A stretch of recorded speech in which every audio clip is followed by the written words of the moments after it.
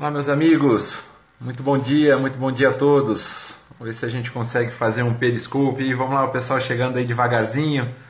Já estava com saudade aí de todos vocês.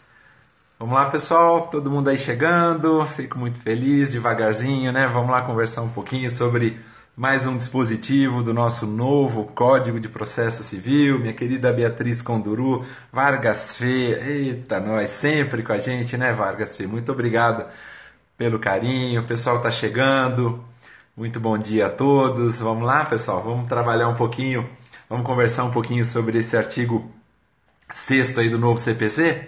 Ei, Pedrão, muito obrigado pelo carinho. Pedro Júnior, Pi, né? Deve ser Pi de Piauí, é isso, Pedrão? Se for, com certeza está num lugar maravilhoso, né? Elaine Pereira, muito obrigado. Rafaela Lopes também, muito obrigado a todos aí pelo carinho.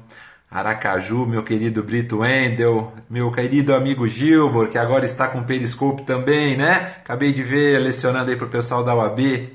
Que legal, pessoal, que legal, que legal. Fico muito feliz de ver todos aí, Valparaíso de Goiás, Natal.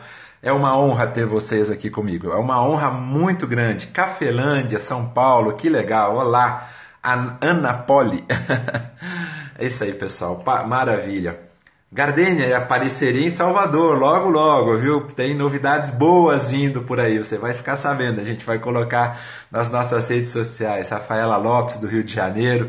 Estou cumprimentando o pessoal. Bom dia, Danúbia Cantieri, também de Uberlândia, Minas Gerais. Esperando o pessoal chegar. Paraupebas, poxa, tivemos aí pertinho, né? Nosso lindo Pará. Estivemos em Marabá, Santarém. Enfim, só amigos queridos que nós acabamos fazendo aí também, né? Pessoal, vamos lá? Acho que dá pra gente conversar. Hoje meu tempo, infelizmente, está muito curto. Eu queria ter falado ontem com vocês. A minha ideia é ingressar todos os dias, né? Falando um pouquinho. Mas até sexta-feira a gente termina a base principiológica. Vocês podem ter certeza disso. Esses 11 primeiros artigos aí do novo Código de Processo Civil. Eu estou muito feliz com a repercussão que a gente está tendo, porque vocês estão percebendo, amigos, que a nossa abordagem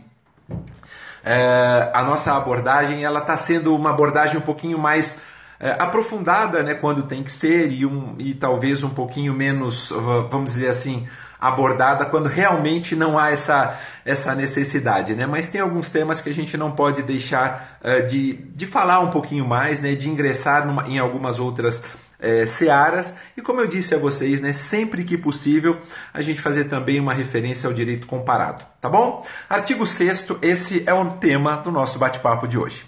Pessoal, artigo 6º, uma baita de uma novidade. Aí alguns amigos podem falar assim, poxa, Maurício, novidade, mas já deveria ser algo inerente ao nosso direito processual civil, né, há muito tempo. É claro, eu estou falando do princípio da cooperação, ou como alguns preferem chamar, princípio da colaboração. Nós já deveríamos ter isso até enraizado na nossa cultura jurídica há muito tempo, meus amigos. Essa que é uma grande verdade. A redação do artigo 6º, o nosso novo Código de Processo Civil deixa isso muito claro, diz o seguinte, né, que todos os sujeitos do processo, e quando a gente fala todos, pessoal, são todos cooperando, são todos colaborando. A gente tem muito aquela ideia da litigiosidade, né? Mas vejam qual que é a ideia melhor ainda, né, transcrita no artigo 6º. Todos os sujeitos do processo devem cooperar entre si, para que se obtenha, em tempo razoável, uma decisão de mérito justa e efetiva. Então, todos que estiverem participando, e quando eu falo todos, eu falo autor, eu falo réu, já tive a oportunidade, né, de dizer isso para os amigos em periscopes anteriores, mas autor, réu, terceiro interveniente, juiz, MP, se tiver defensor público, se tiver procurador do Estado, todos devem cooperar entre si para que a gente tenha um processo que tramite numa duração que a gente possa considerar razoável, e a gente falou já da duração razoável quando do comentário, né, ao artigo 4º, para que a gente tenha uma solução, como diz na parte final do artigo 6º, uma solução de mérito justa e efetiva, ou seja, para que nós tenhamos efetividade da resposta jurisdicional. O que o artigo 6º nos traz como essência, pessoal, é uma, digamos assim, concretização daquilo que nós chamaríamos de princípios de base para o princípio da cooperação. Acompanhem comigo, meus amigos.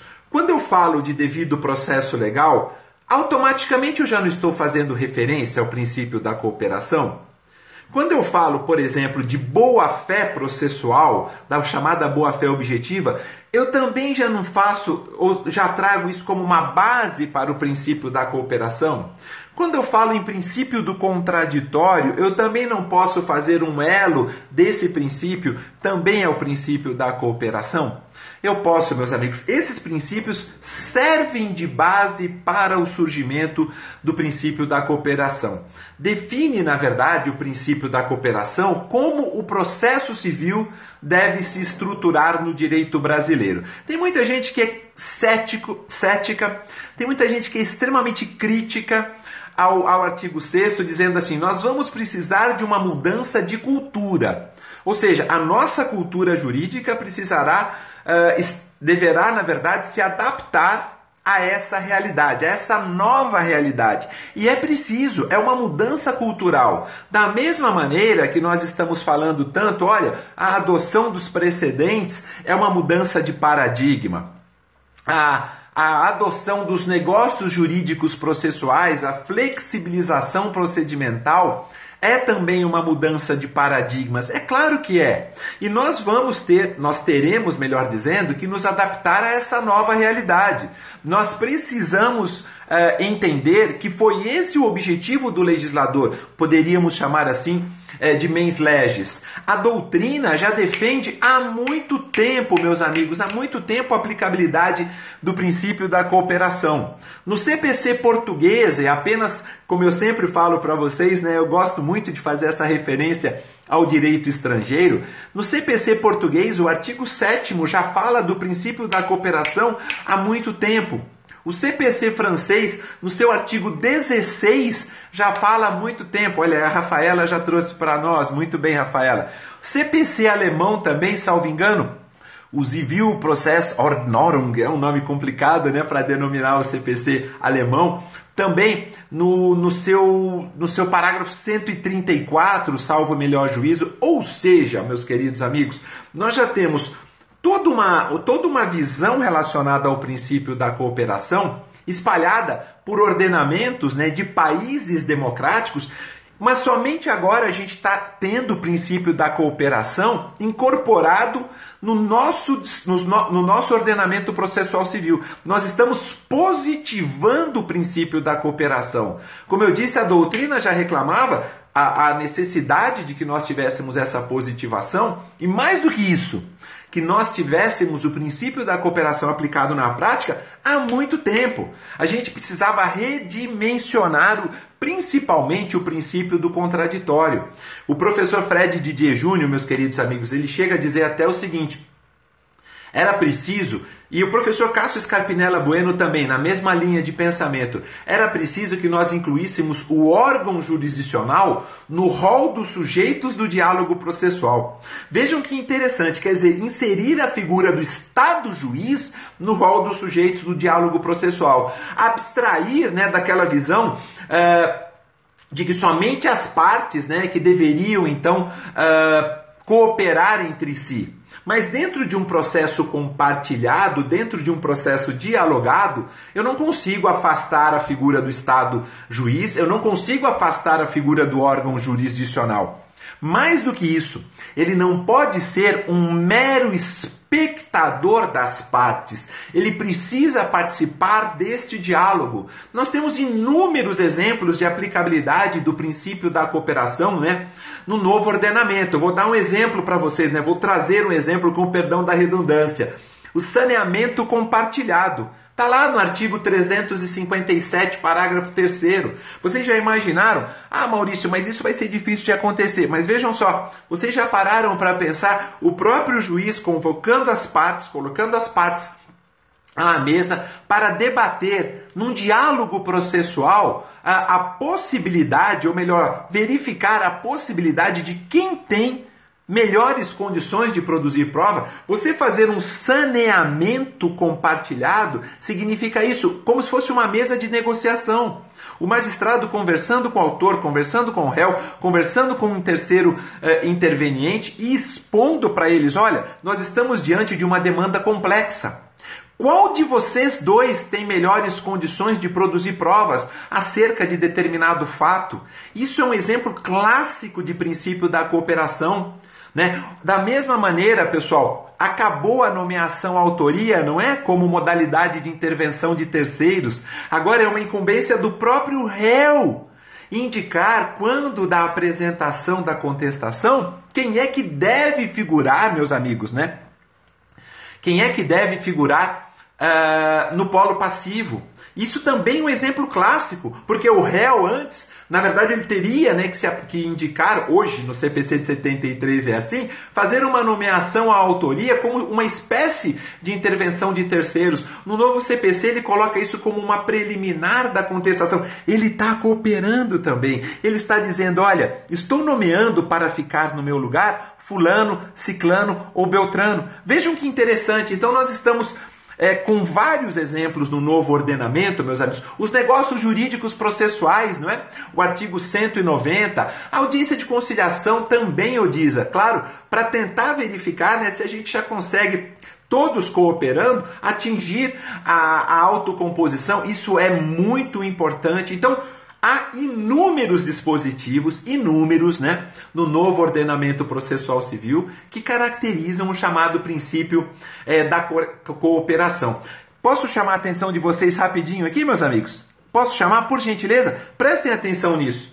Vocês concordam com esse raciocínio que eu vou falar agora? Olha, nós saímos então da condução do processo, determinada pela vontade das partes, um reflexo, né, do chamado Estado liberal. Aliás, eu já disse a vocês, se vocês puderem, meus amigos, né, vocês deem uma olhadinha numa obra chamada Estado Liberal, Estado Social, do professor Paulo Bonavides, que é uma obra fantástica, professor cearense, né, de primeira linha, mas enfim, a gente sai da condução do processo determinado pela vontade das partes, né, do Estado liberal, saímos de uma condução inquisitorial, ou seja, uma condução só pelo magistrado, para chegarmos a uma condução compartilhada. Vejam que lindo, que lindo. Essa é a beleza realmente do processo civil.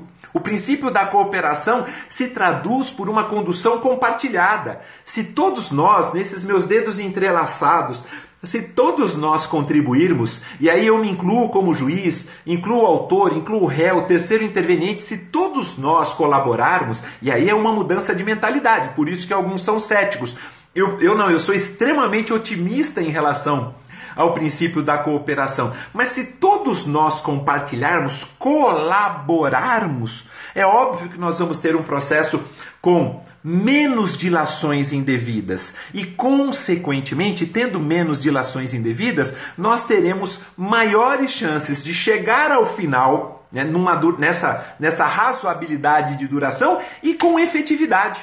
Ou seja, que é a parte final do artigo 6º, dispondo exatamente, né, que é necessário que se reconheça o princípio da cooperação para que se obtenha uma decisão de mérito justa e efetiva. E aí é o princípio da primazia, né, do julgamento de mérito. Então, nós buscamos a solução cooperativa, nós precisamos buscá-la. Saiamos, né, do chamado Estado liberal, processo conduzido pelas partes, saiamos também, vamos nos retirar dessa ideia do processo inquisitorial, o magistrado é que vai determinar a condução. Não, para essa ideia de compartilhamento, para essa ideia de diálogo processual. A propósito, recomendo uma obra fantástica, já disse a vocês, sempre que possível, meus amigos, eu vou pedir vênia, vou pedir licença a vocês para recomendar algumas obras, como eu falei do professor Paulo Bonavides. Eu gostaria de recomendar também a obra do professor Dierle José Coelho Nunes, Processo Jurisdicional Democrático. O professor Dierle estudou na Itália durante um bom tempo, professor da Federal, professor da PUC também em Minas. Excelente obra onde ele trata muito bem dessa ideia do processo compartilhado. Nós temos deveres tanto para o órgão jurisdicional no processo compartilhado, como também para as partes. Apenas fazendo uma observação em relação ao órgão jurisdicional, meus queridos amigos, dentro desse processo compartilhado, vejam que interessante, né? O próprio magistrado, ele tem que, na condução, ter esse compartilhamento, ter essa troca de ideias com os sujeitos processuais, e essa condução tem que ser paritária, evidentemente, ou seja, equilibrada. A condução, quando eu falo que ela não é só do magistrado, é justamente por isso, porque ele também vai precisar do auxílio das partes. Então todos vão, obviamente, ajudar, todos precisam ajudar.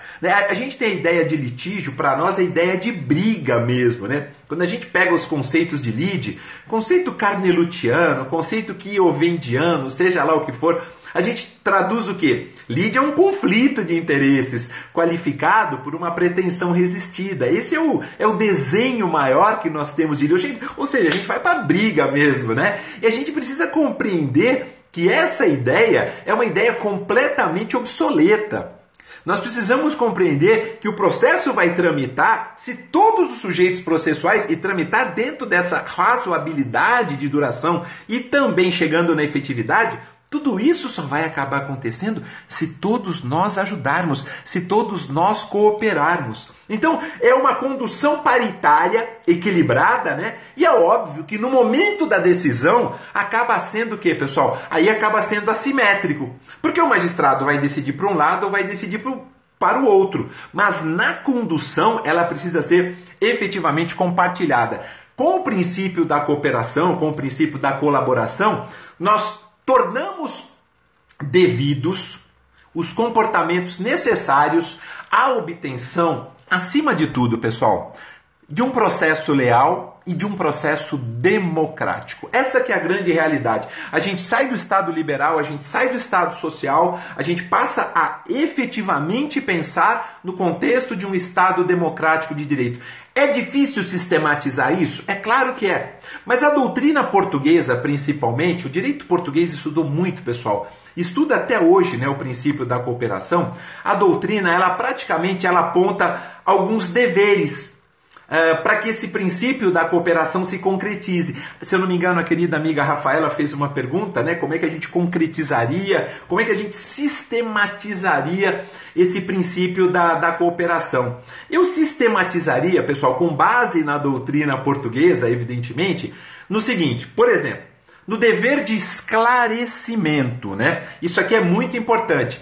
Por exemplo, as partes têm dever de esclarecimento. O princípio da cooperação, tendo o dever de esclarecimento como um dos seus motes principais, né?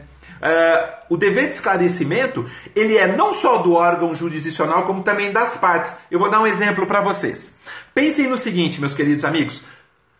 A inicial, elaborada pelo autor, evidentemente, né? Ele tem que redigir com clareza, com coerência, sob pena de inépcia. Ou seja, é um dever de esclarecimento daquilo que ele quer, não só para o judiciário, mas também para a parte ré, para que ela possa se defender. Também, o próprio órgão jurisdicional tem esse dever de se esclarecer junto às partes, né, quanto às dúvidas que eventualmente ele tenha sobre essas alegações, sobre esses pleitos. Se o autor tem que trazer uma inicial redigida tecnicamente correta, né, de maneira correta, é óbvio que quando isso não acontecer, é obrigação do órgão jurisdicional se esclarecer perante as partes, principalmente nesse exemplo que eu estou dando, perante o autor e falar: autor, sua inicial não preencheu os requisitos que o artigo 319 determina, o 282, 283 hoje. Eu vou dar um prazo, tá bom, para você emendar a inicial. No novo CPC eu vou te dar 15 dias úteis. Você faz a emendinha aí da inicial, ou seja, esclareça isso para mim. Isso é dever de esclarecimento. Esclareça isso para mim, esclareça isso para a parte ré e ó, vambora, vamos tocar o barco. Então esse dever de esclarecimento, e segundo a doutrina portuguesa, faz parte, né, dessa sistematização do chamado princípio da cooperação. É um dever de esclarecimento, repito, das partes e também do órgão jurisdicional. Falar em princípio da cooperação, meus amigos, obviamente que significa o quê? Falar, como eu disse a todos vocês, né, todos os sujeitos do processo colaborando. Então esse é o primeiro dever que eu gostaria de trabalhar com vocês dentro dessa ideia de sistematização do princípio da cooperação. Segundo dever, meus queridos amigos, o chamado dever de lealdade, né? Ou chamado dever de proteção. A gente viu isso, né, no nosso bate-papo, o último, né, do artigo 5º, não é verdade? Princípio de lealdade ou da proteção, né? Princípio da boa-fé processual. Exatamente, querido Odisa, no artigo 5º, né? Ou seja, não causar danos à parte adversária. A ideia é essa. Isso é cooperação. Boa-fé processual é cooperação. Isso, perfeito, meu querido amigo, professor, excelente professor Alexandre Flecha, né? Da boa-fé objetiva. Muito obrigado pelo carinho, professor. É uma honra tê-lo aqui conosco, viu? Sou um assíduo aluno do querido professor Alexandre Flecha, também que é amigo do professor Juan Vasquez, né? Um grande abraço ao querido amigo. Então o artigo 5º faz parte também, né, do princípio ou do dever da lealdade dentro do princípio da cooperação. Vou além. A doutrina portuguesa do professor Miguel Teixeira de Souza também acrescenta, meus amigos, o chamado dever de consulta. Pois é, ou seja, que é uma variante, digamos assim, do dever de informar. Vejam a redação do artigo 10. Olha o dever de consulta consagrado no artigo 10, que é o contraditório puro. Artigo 10 diz assim, a gente vai chegar nele, até sexta-feira a gente chega nele. O juiz não pode decidir em grau algum de jurisdição, quer dizer, seja a primeira instância, seja a segunda, com base em fundamento a respeito do qual não se tenha dado às partes oportunidade de se manifestar. É óbvio que não pode, isso é contraditório puro, ainda que se trate de matéria sobre a qual ele deva decidir de ofício, ainda que ele vá reconhecer uma prescrição, ainda que ele vá reconhecer uma decadência, que são questões de ordem pública, ele precisa consultar as partes. A cooperação abrange também o dever de consulta. Perceberam, amigos? Olha, eu já falei de dever de esclarecimento para os meus amigos que gostam de anotar. Eu já falei de dever de lealdade ou proteção, a chamada boa-fé processual. Falei do chamado dever de consulta agora. É todo mundo se ajudando.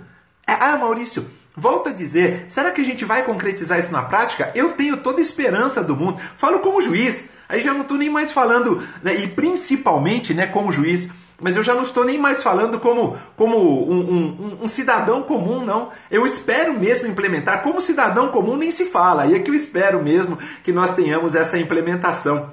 E vou além, meus amigos. Tem o chamado dever de prevenção também, ou seja, seria um quarto dever. Olhem só, que interessante, né? Dever de esclarecimento, dever de lealdade ou proteção, dever de consulta e dever de prevenção. O que é esse chamado dever de prevenção? Amigos, só para compartilhar esse meu raciocínio com vocês, eu estou com o CPC aqui, a lei seca, né? Deixa eu abrir o 321. Quando o juiz, ao verificar que a petição inicial não preenche os requisitos do 319 e 320, ou que apresenta algum tipo de defeito e irregularidade, né, capaz de dificultar o julgamento do mérito, ele não vai determinar que a inicial seja emendada ou completada? Estão percebendo que interessante? Vejam só, ou seja, isso é um dever de prevenção. Eu não quero extinguir o feito sem enfrentamento de mérito. O princípio da primazia do julgamento de mérito também está dentro da cooperação. Vejam só, vou dar mais um exemplo. O artigo 932, parágrafo único, que também faz parte, né, da primazia do julgamento de mérito. O 932, parágrafo único, diz assim: antes de considerar inadmissível um recurso, o relator tem que dar 5 dias. 5 dias úteis para quê? Para o recorrente, para que ele sane o vício ou complemente a documentação exigível. Estão percebendo? É o chamado dever. Vamos prevenir? Vamos lá? Vamos todos juntos? Eu, como magistrado, eu estou fazendo a minha parte aqui. Olha, a autor inicial não está completa e agora, pelo novo CPC, você sabe, eu tenho que indicar, inclusive, o que precisa ser completado. Já estou fazendo aqui e estou te dando 15 dias úteis, tá bom? Para você corrigir esse vício. Da mesma forma, quando o relator receber um recurso, tem algum viciozinho sanável? Por exemplo, está faltando uma procuração. O que se faz? Está faltando a procuração? Por uma falha, isso pode acontecer. Somos seres humanos, somos falíveis. Intima para sanar esse vício, dá o prazo, né? Obviamente, para tanto. Vejam, é tentar prevenir para que a gente atinja, numa duração razoável, a decisão de mérito que se almeja. Vamos fazer de tudo para chegar, obviamente, né, nessa apreciação meritória, meus queridos amigos. Ora, O princípio da cooperação tem tudo, absolutamente tudo, para que a gente consiga, implementando-o, né, obviamente fazer com que o processo civil seja um pouquinho mais, digamos assim, claro, um pouquinho menos nebuloso para todos nós. Eu gostaria, meus amigos, nesse final, e agora aqui eu termino, né? Peço desculpas de ter me alongado muito, de ter prolongado muito esse nosso bate-papo. Quero recomendar mais um livro, pessoal. Eu não conheço uma outra pessoa que tenha escrito melhor sobre cooperação ou colaboração no processo civil do que o professor Daniel Mitidiero. Não sei se vocês conseguem ver, meus amigos, peço desculpas, vou colocar até aqui em cima, olha, dos comentários, né, para que todos vejam. Colaboração no processo civil, a obra do professor Daniel Mitidiero. O professor Daniel Mitidiero é um professor gaúcho de primeira linha, né, escreve muito sobre inúmeros temas, escreve com o professor Marinoni, com o professor Sérgio Cruz Arenhardt, e essa obra é a segunda edição, essa obra é mais antiga, obviamente, né, que eu tenha, já deve ter, com certeza, já tem edição mais recente, essa minha aqui é de, só para vocês terem uma ideia, ela é de 2011, então tá um pouquinho defasada, mas ele escreve muito bem sobre colaboração, cooperação, indico para vocês, obviamente, né, para que vocês então complementem esse nosso bate-papo, tá bom? Pessoal, é isso. Eu preciso, infelizmente, né? Queria ficar o dia inteiro aqui trabalhando com vocês, conversando, né? Fred também, muito bem, o professor Alexandre Flecha escreveu também no Direito Português, foi quando ele esteve lá fazendo seu pós-doutoramento, né? Inclusive com a professora Paula Costa e Silva, na Universidade de Lisboa. Tem uma obra publicada, se eu não me engano, pela editora Almedina, não sei se é pela Almedina, se ela é pela Coimbra, mas eu até tenho aqui. Foi muito bom o professor ter falado isso. Nosso próximo Periscope eu trago a obra do professor Fred Didier Júnior também, tá bom? Pessoal, muito obrigado pelo carinho de todos, minha querida Natinha aí de Goiânia, né, Rafaela Lopes, muito obrigado pelas intervenções, muito obrigado a todos, professor Alexandre Flecha, fica aqui o meu carinho de sempre, minha admiração e meu respeito, professor não, todos os que estão aqui, né, todos são nossos professores, tá bom, meus amigos? Muito obrigado pelo carinho de todos, Gardênia Leite, Aline Tel, a nossa querida Aline Pancera, que está sempre conosco, Bruno Odiza também, todos de Campo Grande, né? Mato Grosso do Sul, Isaías, Mato Grosso, enfim, vocês são maravilhosos, tá bom, pessoal? Agradeço imensamente pelo carinho e amanhã, se Deus quiser, quarta-feira a gente volta com mais um Periscope, vamos falar do 7º, quem sabe a gente começa a falar também do 8º, tá bom? Vamos juntos, um grande abraço a todos, fiquem com Deus e tenham aí uma excelente terça-feira. Até mais, pessoal!